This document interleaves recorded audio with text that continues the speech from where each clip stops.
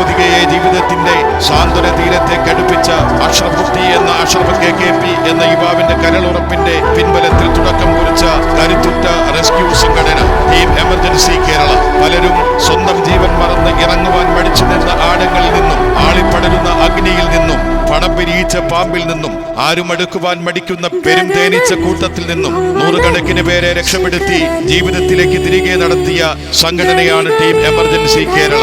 ആഴങ്ങളിൽ ജീവൻ പൊലിഞ്ഞ 160ഓളം വ്യക്തികളുടെ ചേതനയേറ്റ ശരീരം മുങ്ങിയെടുത്ത് വളരെ വേഗം വേണ്ടപ്പെട്ടവർക്ക് വേദനയുടെ കൈമാറിയ സംഘടനയാണ് ടീം എമർജൻസി കേരള.